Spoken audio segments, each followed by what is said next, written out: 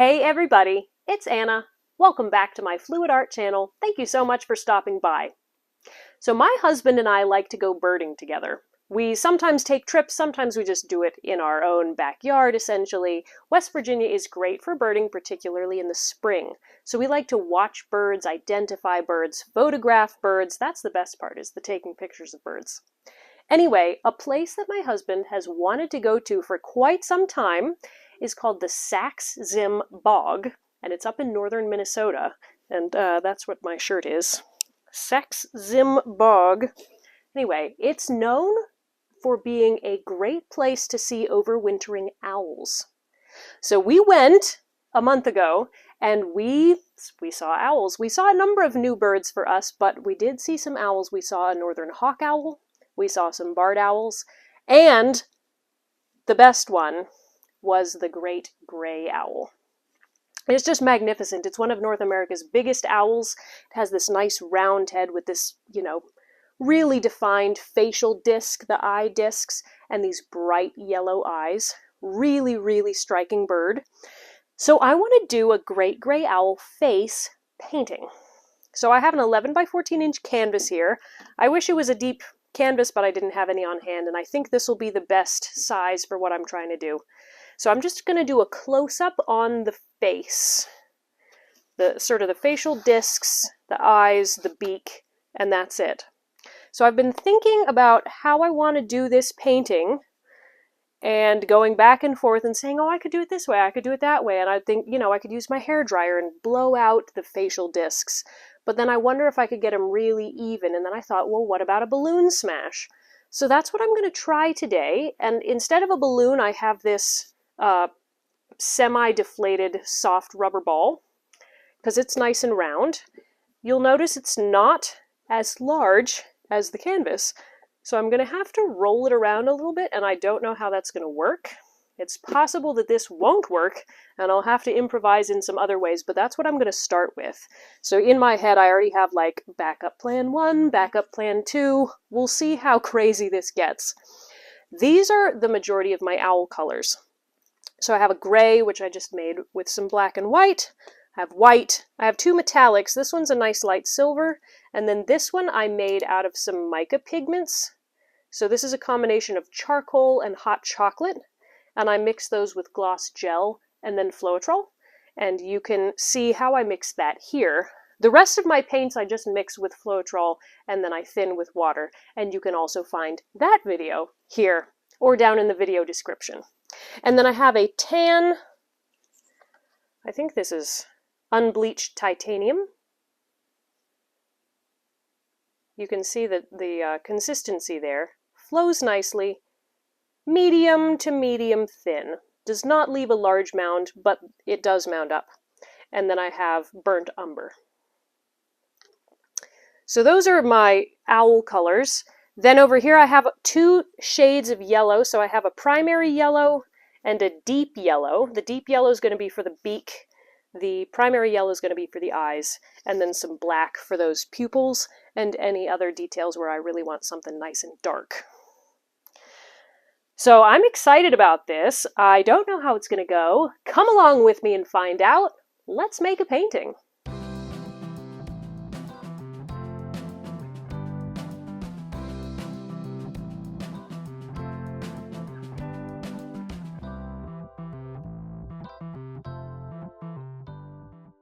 So I think there's going to be a couple corners where the head does not quite cover. So I'm going to have white on those corners, like the owl is there in the snow. The way I'm going to lay this out is I'm going to make kind of rings of color, because it's got these beautiful striping around the eye feathers. So I'm going to add the colors in rings, and then I'm going to try to get that with the balloon and see what that does. It could be that I don't get any of those lines, and if that's the case, I might use one of these cake frosting design maker thingies. Catalyst wedge, I think, would be the official term, but this isn't an official catalyst wedge. So I may need to use that to like fan it around and make the circular ridges. I don't know. But for right now, let's just start making the shape.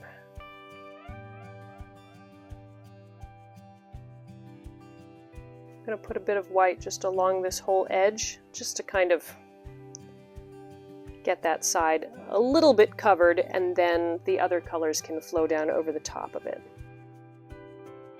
So if you were just making kind of a generic owl, you could layer these colors however you want. You know me, I like to make things, you know, kind of accurate to the details if I can. So I've got a reference picture over here that's going to help me figure out what my colors are going to be. So I'm going to do a little bit of gray first around the edge. I don't think these lines have to be super, super precise. I hope not anyway. Next is going to be some burnt umber, because they do kind of have a dark brown kind of circle around their face. So that's going to be the edge here. Just almost sketching with my stick here. I think this is where I want the brown edge to be. Yeah, I think that looks pretty good. I don't like the brown here in the gray, so I'm going to dab that out. So at this point, the owl's face is very much just like stripes of kind of alternating light and dark. I don't want to use lots of the gray because I think it's just going to muddy a lot. So I'm going to go silver. And I wish I could pour this. If I had it in squeeze bottles, it would be much faster to put it out, but it would be more work to put it in squeeze bottles. So something that's convenient for one step is inconvenient for another step. So I'd rather just keep my paint in cups and have it be a little bit more work putting it out on the canvas. Now we'll do some white.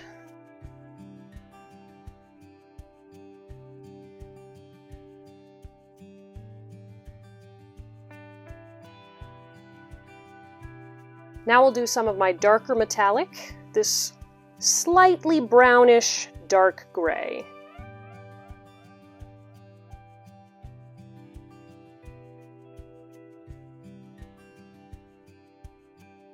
So on either side of the beak, there's kind of this dark, almost mustache line.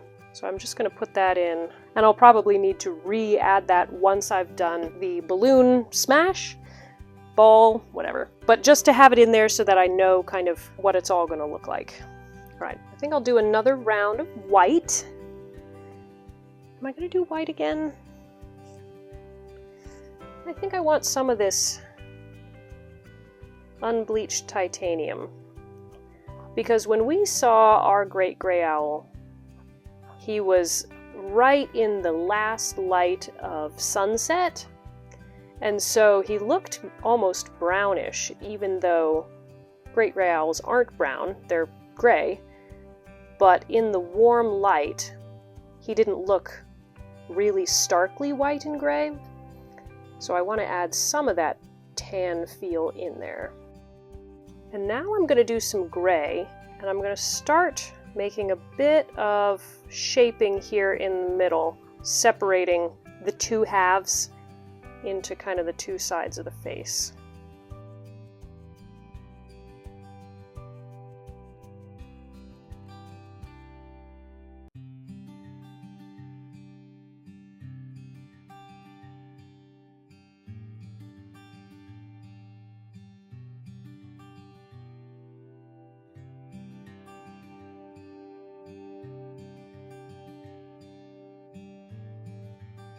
Okay, I'm definitely liking this. It's looking good. It's got the layers, it's got the shaping.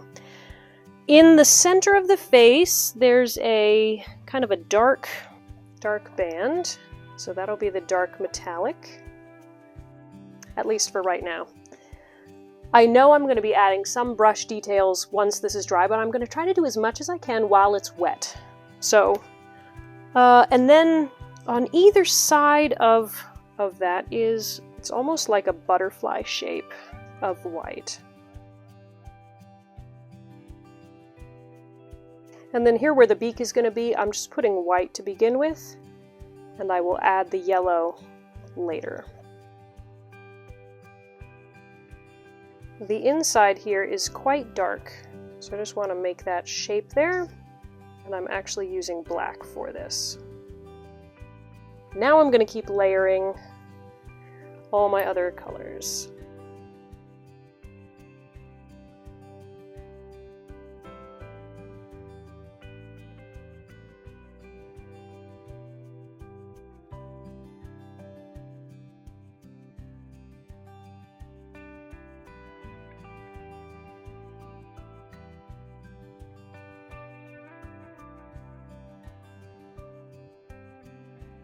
I think for the remaining part here, I'm just going to put white, because I know this is going to get a lot more work later, so instead of layering up a lot of other colors, we'll just make it white. And for these sections, I'm going to make them gray.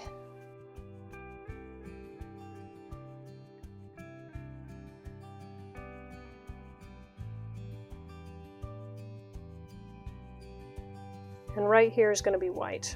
And I may add some detail there later. I'm sure I'll add detail there later, but for right now, it's just going to be white. Okay, guys. Looking at this, you can definitely tell, since I told you that I'm making an owl, you can see it. You can see the layers, you can see the shaping. Clearly it has a lot that needs to happen before it looks good. So I'm going to try this. We're going to start on this side, and I'm going to put it here in the middle, and we're going to roll it around and try to get this entire side kind of smudged together a bit.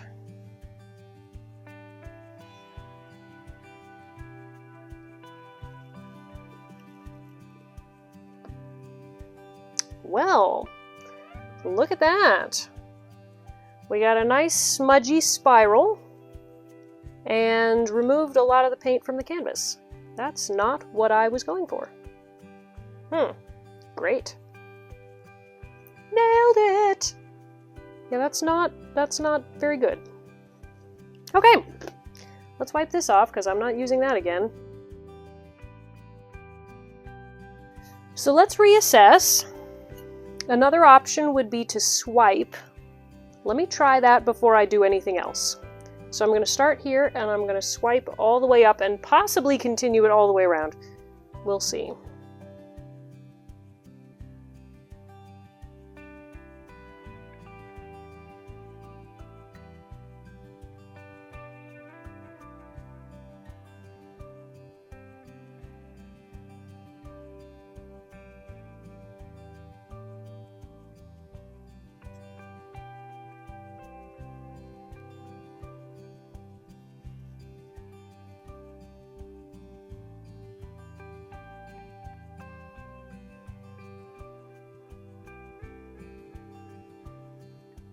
Okay, that kind of worked.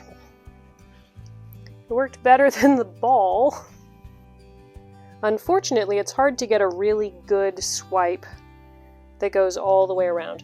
I tried to go down in the middle and then come back up, and I almost got that, but I did it too early. So my eyes are off center. And then coming around this side, obviously, it's much more streaky. This is much cleaner. I'm not sure what to do with this. Let me try my little catalyst wedge, and we'll just see what happens when we kind of follow this same pattern.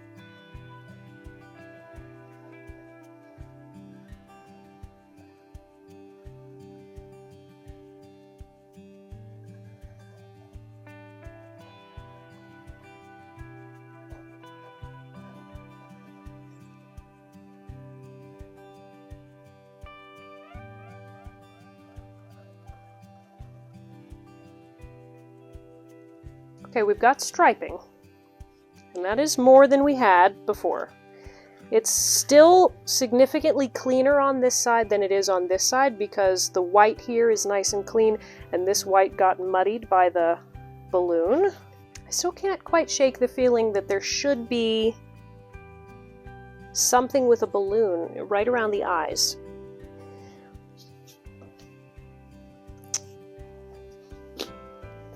Alright, we got the ball back. But this is just going to be a little touch, and I'm going to do it here on the side that's messier anyway.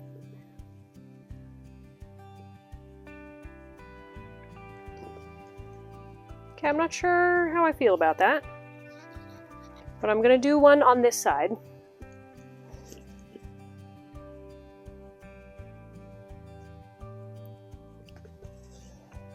We got 2 eye discs now.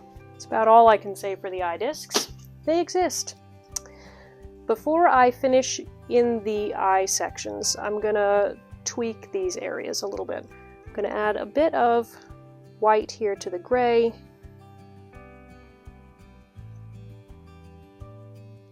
And just kind of model that a bit so it looks more like feathers.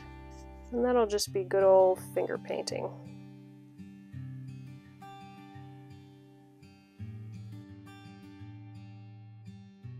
There's not a lot of paint on the canvas over here at all, which I don't love, but I also don't know exactly how I can add it without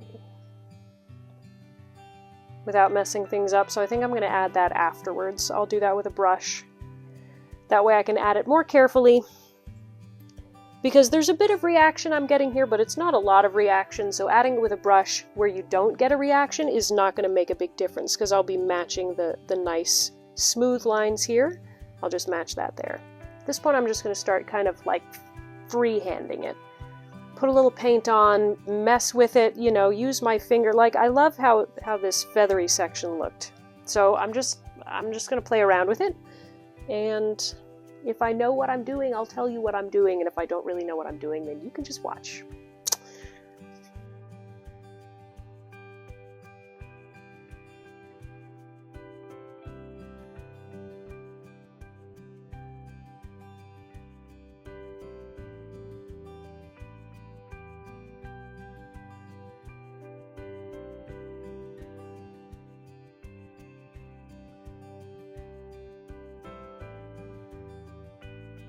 I need to get some of the paint here out of the middle of the eyes.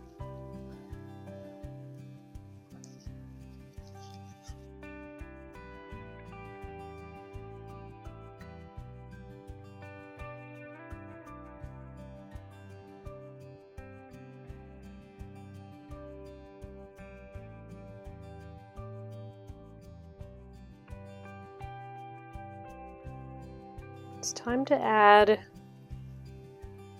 the eye shape back in.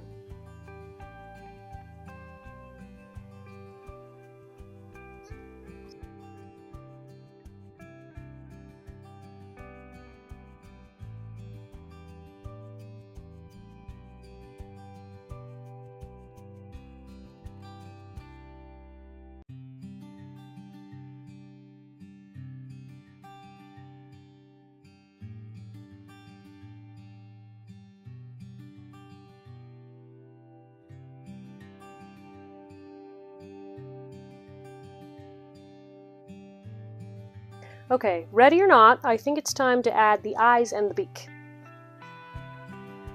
So I'm going to start with the beak, and I'm going to start by taking out a bit of paint because I don't want to stretch what I have when I add the yellow. And I'm going to very carefully add just a tiny bit of yellow right here.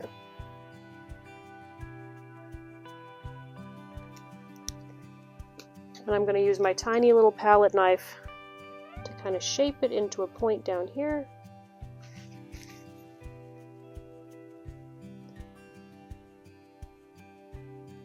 And feather it in up here.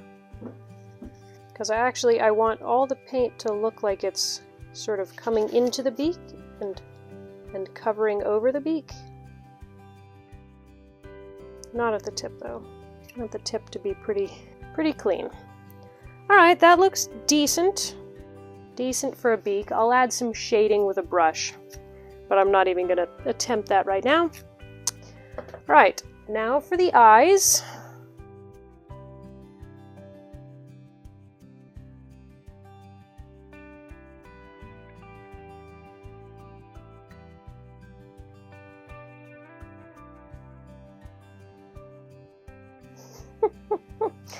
That looks so strange right now.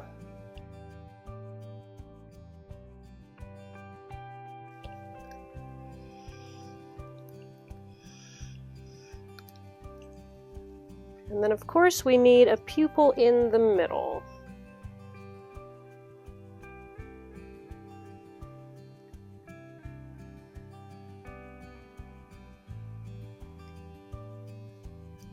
We have an owl. I feel like the eyes might be set too close together, but at this point it's too late. So I gotta make sure my edges are covered, of course.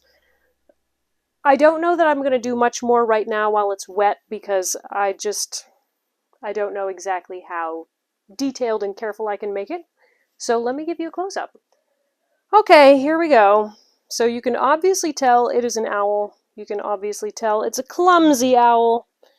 So we have some nice details in some of that swiping. A few cells formed, which I like. The striping is nice. The middle, where I had to do a lot with just my finger and kind of dabbing it together, don't love that. Like, it's not awful, it's just, it's not my style. This is where the striping got more muddy on this side. So that beak, it's like, it's not terrible. It's just kind of juvenile. The eyes look okay. They're going to need some work when it's dry. So let me let this dry, and then I will reassess whether I think it's worth saving. All right, see you then. Okay, here it is dry. So there are parts about this that I really like. First of all, look at that nice silver shimmer. That looks really cool. This is the side that got kind of muddy and we don't have a lot of the colors left. Then on this side there's much bolder striping. There's a bit of cell reaction. There's some streaking, which I really like. And then here in the middle, it definitely looks like an owl face, but it just looks a bit clumsy. So I'm going to do a bit of brush work to make it look more realistic. So I'm starting out with the left side of the face, adding in some bolder stripes of colors to kind of mirror the right side of the face.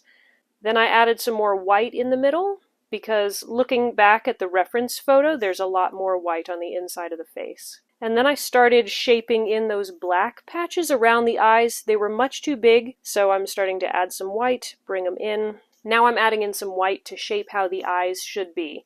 So a real owl's eyes are a bit more triangular instead of round. And so where it crosses over the black, instead of just painting with yellow, I'm first painting with white. And then I'm adding yellow and outlining it with the dark. And adjusted the size of the pupils in just a minute. But first I added some more stripes of tan and white and my darker silver color. And that's when I added other details around the eye. I added some more shading and some more kind of feathery details around the beak.